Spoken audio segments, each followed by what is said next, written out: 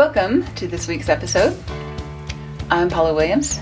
I'm John Williams. And we are ABCI. And ABCI's mission is to help all you ladies and gentlemen out there sell more products and services in the aviation world. Right, exactly. Well, aviation products in general, wherever you sell them. That's true.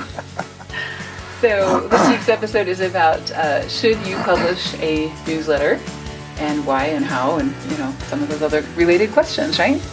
Okay. So this episode is brought to you by the Aviation Sales and Marketing Lab. If you join us by January 31st, then you will be included in our Aviation Sales Basics course, which is a $499 value, yours free, right? And yours included. Yours included with your membership. And it's actually a really good deal because it's an online course and coaching that will really help you improve your sales skills and sell a lot more in 2020 than you did in 2019 or any other time, right? Yep, exactly. Okay. You cannot help but improve your sales skills if you are determined to learn. Exactly. There you go. Okay, so why a newsletter? It's an interesting question. We did it for several years. Mm-hmm. I don't remember why we stopped. Time, mostly. But people called us and said, I want a copy of your newsletter. How do I get it? Right.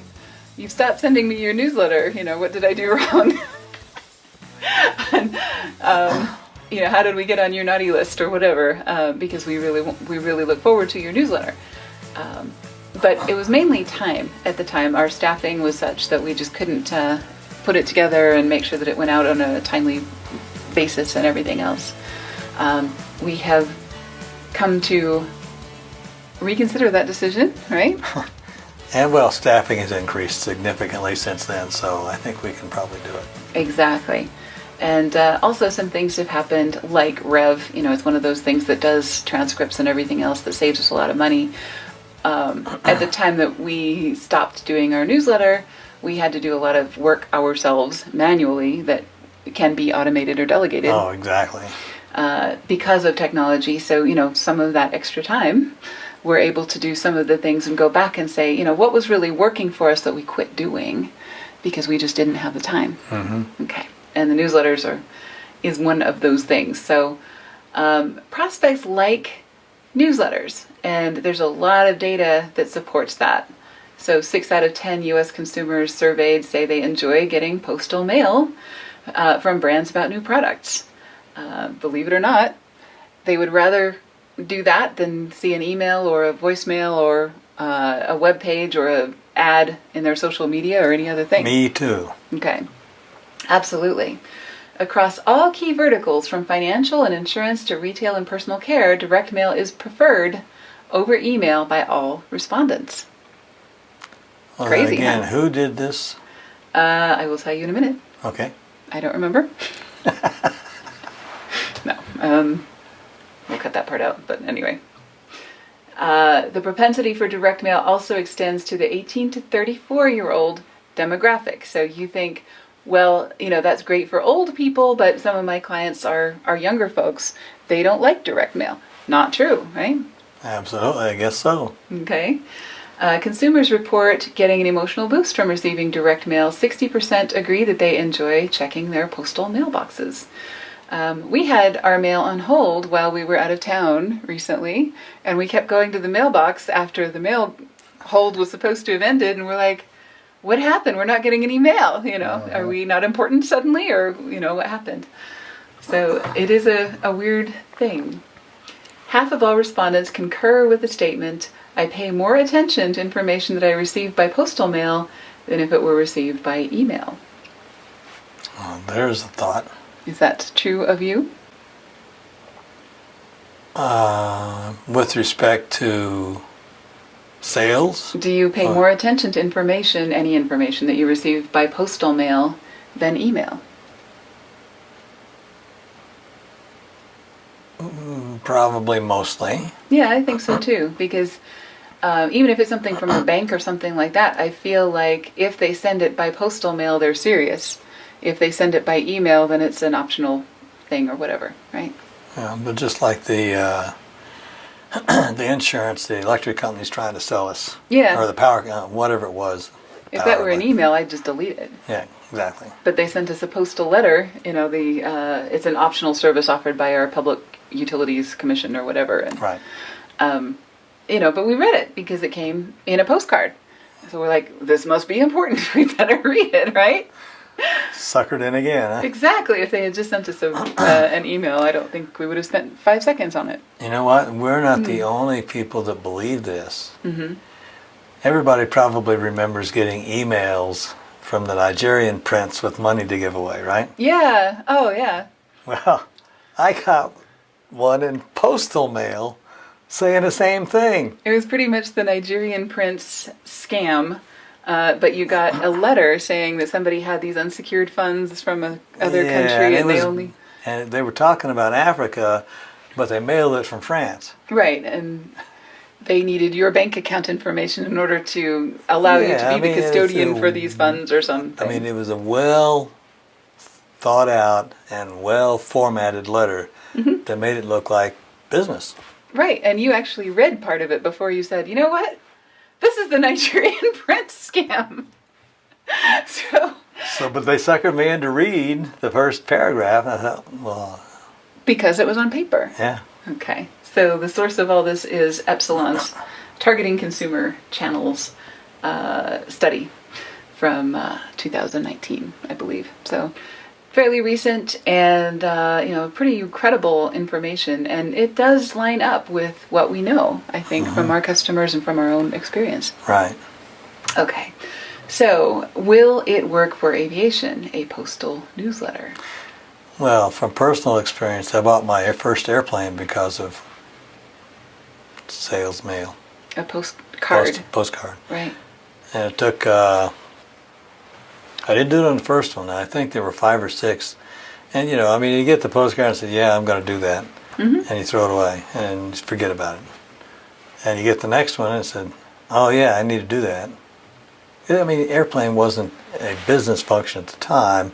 It was a personal thing. Mm-hmm. So there was no hurry. Mm-hmm.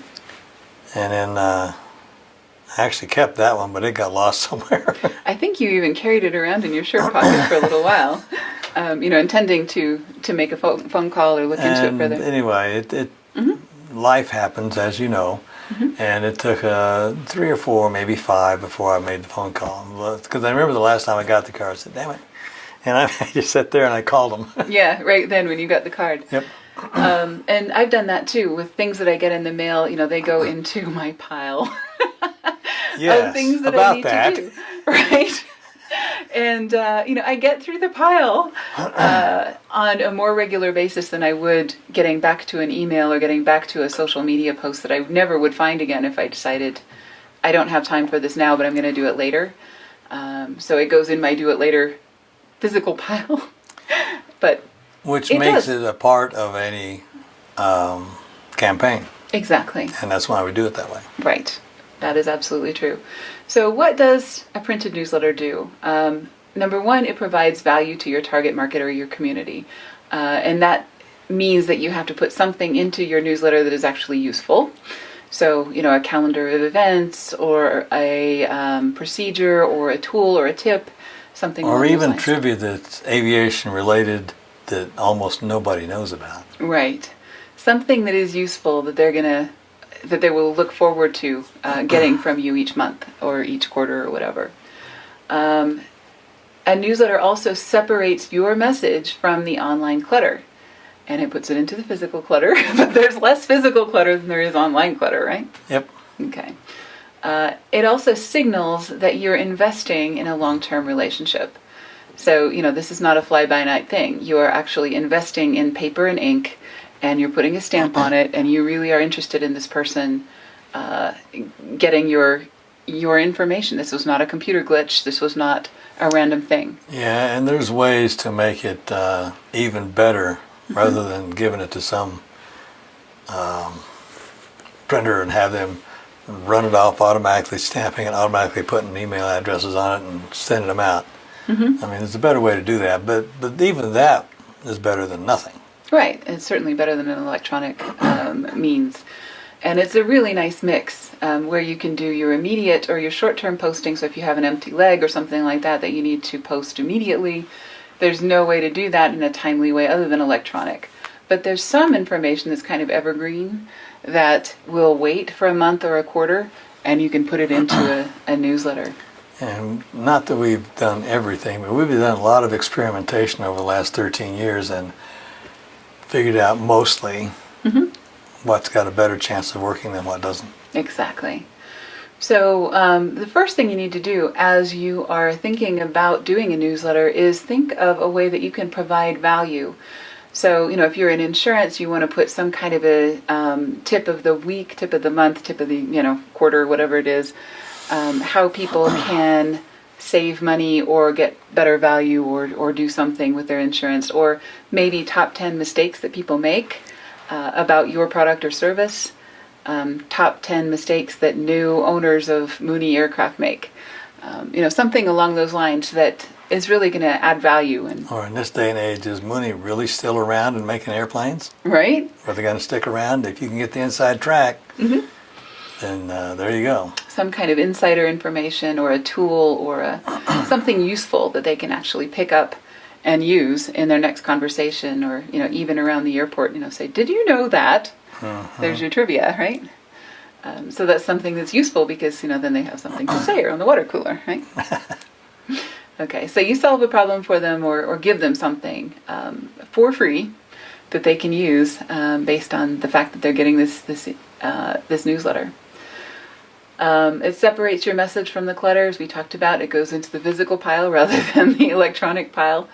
A lot of times I will have a piece of mail from a supplier that is on my desk for whatever reason, or I will keep it because it has a coupon or something like that. Even if I don't intend to use that coupon, I want to have their contact information handy. And so having that newsletter or that postcard handy will help me find them quickly next time I need something. And some of our vendors, it's not weekly, monthly, even quarterly. It's when we run out of product. Yeah. I mean, there's supplies. So then, what do you mean you don't have that? How do I get a hold of these guys? Right.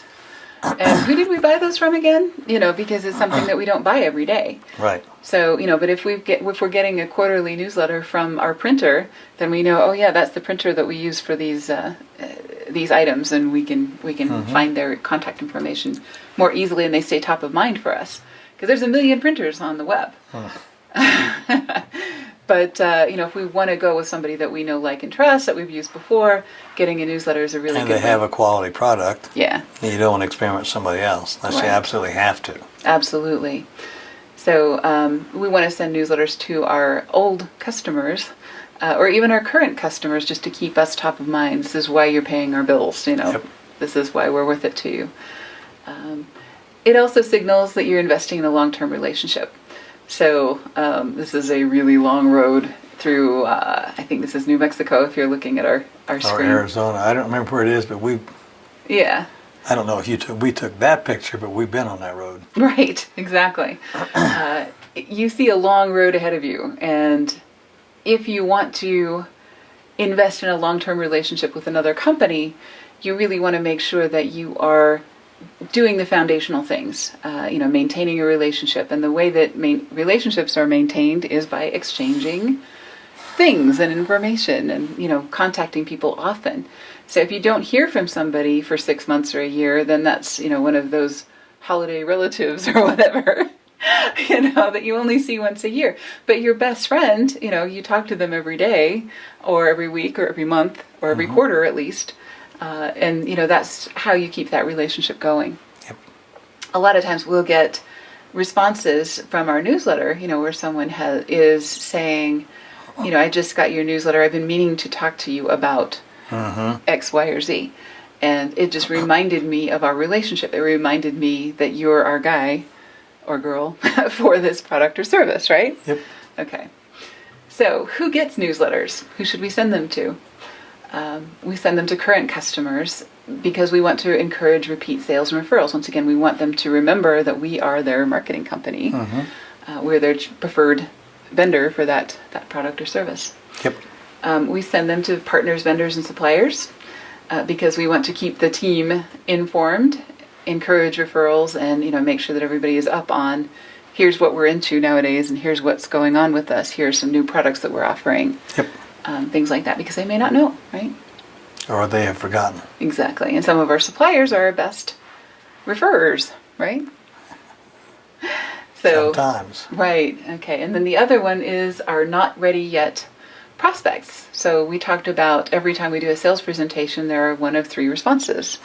Yes, no, and not yet. And if it's not yet, they get a newsletter. Right. In fact, as well. The majority of the sales presentations that we do, for whatever reason, the answer is not ready yet. And that is because the aviation industry is very complicated, has a long sales cycle. People have to get buy-in from their department or their whomever. And a lot of folks don't realize, believe it or not, that customers acquisition costs money. Right. So this is an investment you have to be prepared to make. And, we unfortunately got out of it because of time.